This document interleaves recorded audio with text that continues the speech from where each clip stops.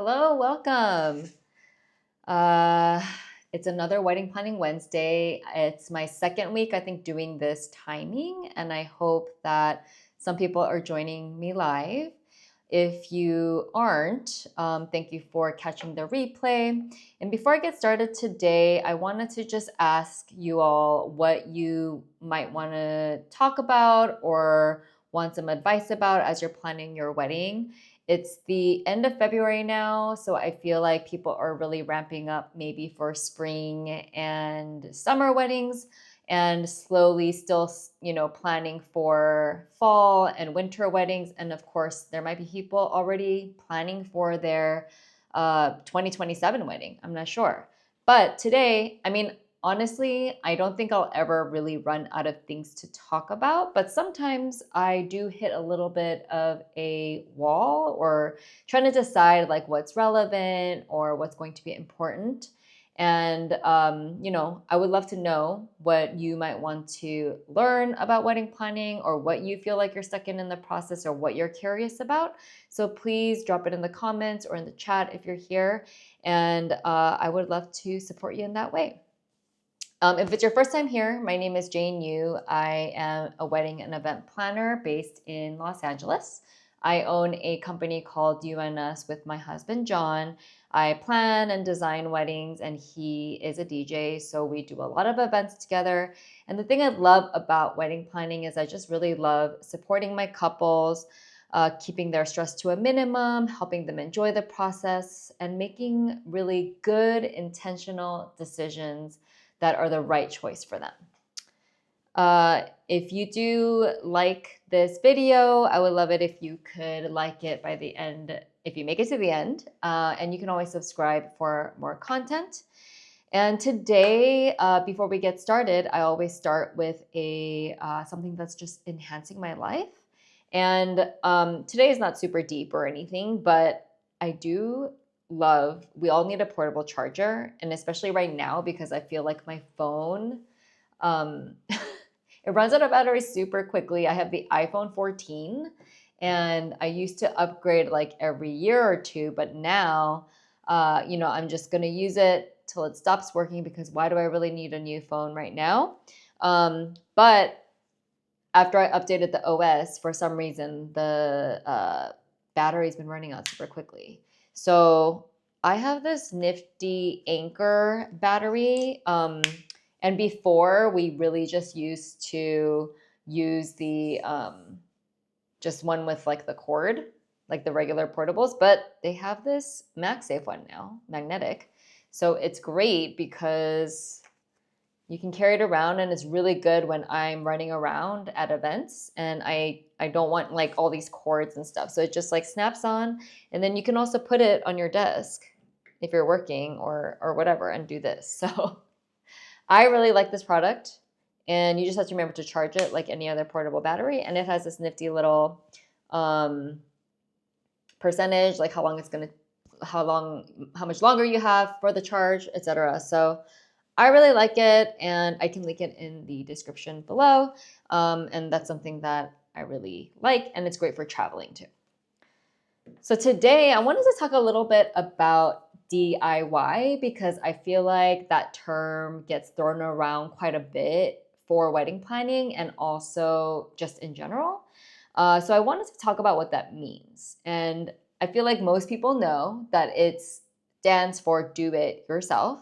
And when I think DIY, usually I think of people doing things like creating things for their home, or it's usually something like that, right? Like some kind of project that you're doing for your personal self. And I suppose it's not really different when it comes to weddings, but I think there's different ways that you can talk about DIY. I do think of like crafting and stuff like that when I think of DIY, but I feel like there's different sort of levels to it when it comes to wedding planning. So for instance, when you're planning your wedding, let's say you don't hire a planner, I really feel like you are doing it yourself, but I guess we wouldn't really call it DIYing your wedding because you can still be planning your own wedding, but you'll still hire vendors to do all the things. Like you might hire a vendor to do all the florals. You'll hire a vendor to create all the invites. Like maybe you want everything custom. Like you can still customize your wedding even though you're planning it yourself. You're doing it yourself. And that's what my digital wedding planning is for. Wedding planner is for. And if you want more information, it's in the description below as well. And the wedding planning guide, which is the planning timeline and checklist, it's a part of that. But the wedding planner, digital wedding planner, is really meant for couples who want to do it themselves, like do the wedding planning themselves. So I give a bunch of templates and resources that you can use or couples can use to plan their own wedding. And even if they don't create or craft anything or make anything on their own, it can still be considered DIY in my book because you did it yourself, right? So that's like one aspect, like you're doing the planning yourself. And on another level, I feel like you can DIY certain elements of your wedding. So for instance, maybe you want to, like create the seating chart in a way that's really different and unique and personal. And you want to do that because you've really taken up, watercolor or something like that. And that's something that you want to make for it. Or maybe you want to incorporate like family heirlooms or some type of family traditions. And that's only something that you can do maybe with your family as an activity or with your mom or your siblings or whatever. And so that kind of thing, you can still DIY those elements even when you have a planner. So as a planner, I don't help my clients do DIY projects. So if they want to do a DIY project, I can help them figure it out, like especially if I'm planning and also just managing the creative direction of the event. I can definitely advise, but I won't actually craft the thing for them because unless they ask me to, then that would be a different thing because I'm actually creating it. So then I would charge something different for that. But if it was something that's very personal to them, which I really love all those personal elements because I feel like that's what makes a wedding unique. But again, you don't have to like actually make it yourself. You can find a vendor or purchase it or curate something, and it can be your idea. But I think doing it yourself is really kind of hand making something, really putting something together. That's considered DIY. And when you do have a DIY project for your wedding, remember that someone has to set it up. So as a planner, if my clients are doing something DIY, if it's something small scale or like in one place or a little moment, then I can definitely set that up. But if it's going to require more hands or more assistance, then I talk to them about the team and if I have to add people. And there are rare times or sometimes when the clients have their friends or family come help, which I don't always love just because unless we have enough time and unless we have a really clear plan, because at first I do want them to enjoy the wedding and not have to stress about it. But I do understand sometimes that people want to save money on the team and all those things. So going back to if you have a planner, you can still do DIY projects and you don't have to do so much. Like just because you DIY one thing doesn't mean you have to DIY everything. So you can think of things that are little moments. So for instance, the welcome table, the seating chart, the dessert station even. Maybe it's the table numbers that you want to make personalized, that you want to create. And I had a couple of clients who did do all of the decorations for their wedding themselves and or repurpose something a vendor did. So for one example, one of my couples, they really brought everything for the dining tables. So think about the vases, the table runners. They had persimmons, like fruit on the tables because it was fall and it's also like an auspicious fruit in Korean culture. So they had that. They had decorations for their sweetheart table, for the appetizer table, because they did infuse a lot of cultural elements and decor pieces. And that was something that I could not handle on my own because I have to manage vendors and photos and all of those things. And so for that wedding, they they really tapped into like their close friends because they didn't really have a wedding party, but they tapped into their close friends. And the bride, she really laid out like an entire plan, which was really impressive, to be honest. And I was only coordinating that wedding. I wasn't planning it. And so I stepped in like it was just month of. And so she had a whole plan and I did oversee it. I helped execute it. If they had questions, I knew what was going on. But it was definitely a labor of love. Like just the time alone to like get everything, to pack everything, to create the plan. And that's something that I would do as a planner, like for my team, if I was managing these elements. And so I think the trade-off is, I think she's a creative, very much a creative. And I think she really enjoyed doing that. And I think part of it was also to save money. But she did have a florist do like the ceremony florals, which is like offsite at a church. And they brought the florals to the venue, and then the friends really like repurposed them all into bud vases for the tables. And if you have a big enough team, I think there were maybe like 4 or 5 friends. Like it definitely happened. It was a pretty smooth process, and I also had visibility into what the plan was, and so I was able to really help them do it. I have seen people post their weddings on Reddit, and there was one that I found particularly impressive. I asked them, I commented and I was like, this is really great. Like, did you have someone to coordinate or set it up? And they did everything themselves, but I think they did it the day before. And so like you do have to understand that if you are going to do it all yourself and you're not going to hire anyone, which I definitely do not recommend regardless, you should definitely have someone there at least to manage vendors, the timeline, just manage any problems that arise for sure.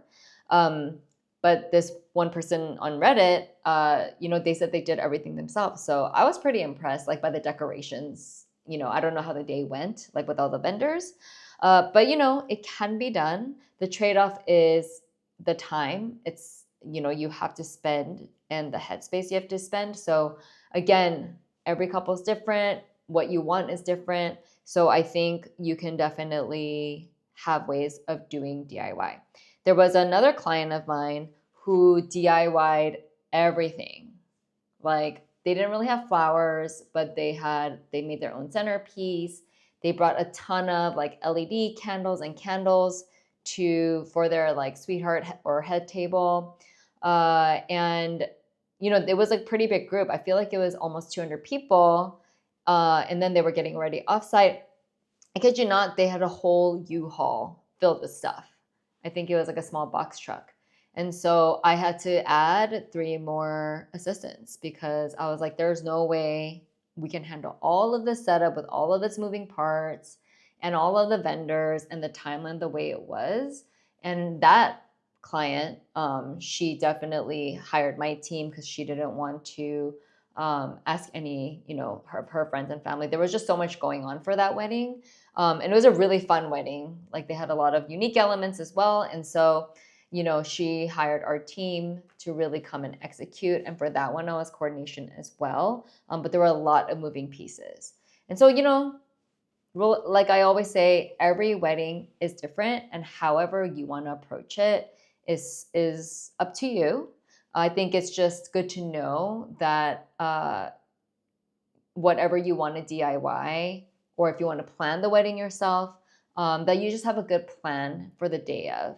And you just have to think about like, if I'm not spending money somewhere and I'm doing something myself, it's just the time that will go into it, right? So that's kind of the trade-off. And even if it wasn't a money thing, like let's say you're a creative, like you want to, just manage certain things or create certain things, that's totally cool too.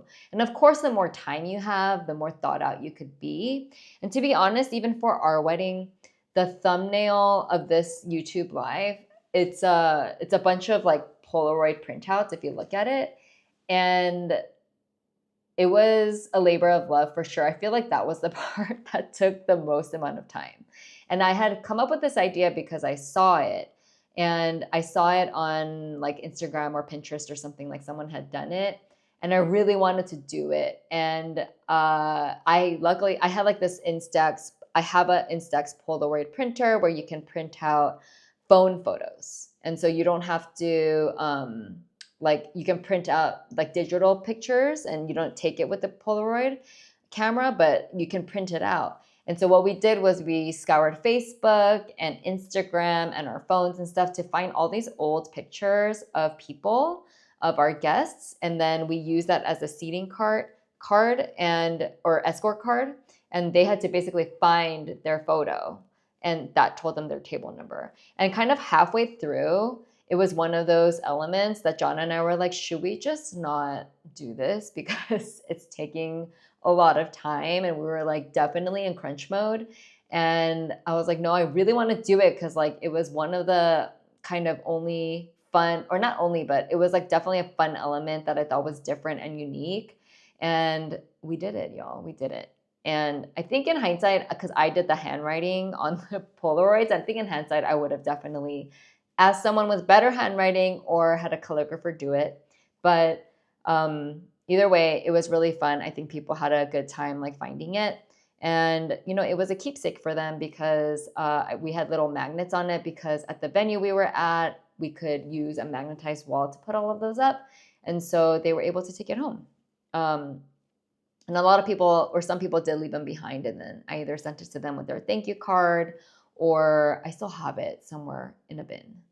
But that was something that we DIY'd, and I think that may have been the only thing that we DIY'd. I mean, I did plan the wedding myself, or we did do it ourselves because I am an event planner. I think in hindsight for me, I would have definitely hired a more comprehensive coordinator versus an assistant that I had worked with before, and I just kind of handed it off. But you know, it was all good. I think for the amount of money that we spent, I was really happy with the way everything turned out. But I digress. So I just wanted to mention again, like if you're not going to spend money on one thing, there's always going to be time spent on another. So you just have to think about like what you really want out of this project or creating this moment. And you can also take time and have a professional do it. Like you can have a vision and you can be very specific and have the vendors create something that you really love. So I hope that was helpful. Just give a little bit of perspective into like different approaches, and there's really no right answer. Like I always say, it's whatever you kind of come up with and however you want to approach the different elements of your wedding. And I think it's good to remember you want to like have fun throughout the process, but also not stress yourself out too much. So if there is something that you're willing to spend money on, or you change your mind and you're like, I just want to throw some money at the problem, like that's totally fine. I think it's good to be flexible. And that's really the name of the game when you're planning, because things are going to come up, as I always say.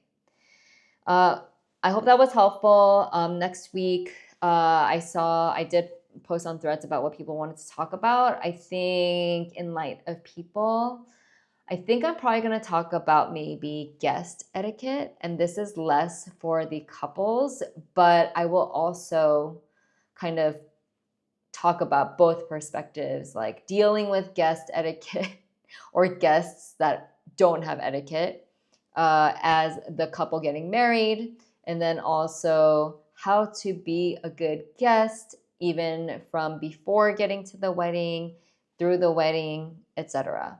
Because I definitely think the people part of wedding planning is one of the best parts and one of the most challenging parts. So I think it's good to address it because I definitely had some experiences too at our wedding, and I've seen people, you know, act a certain way as well, or there's just stories that come out of clients' weddings too. So I think it'll be a good topic to discuss. If I change my mind though, hopefully I don't, but I might change my mind in between. But that's what I'm planning for now. I hope you have a good rest of the week. I don't know how your month is going. I can't believe it's the end of February already. But around me, I feel like there's definitely friends and family and loved ones that are just really going through things on a personal level. And if that's you as well, just know that you're not alone. And I am rooting for you to just come out the other side of it, whatever it may be. And I hope you have a great rest of the week. And if I do see you next week, that we're all just moving forward. Have a good night. I think I'm enjoying this end time. Before I got started, I was like, I'm kind of tired because it makes the day a little bit longer. But I feel a little more relaxed because it is the end of the day. And have a good night.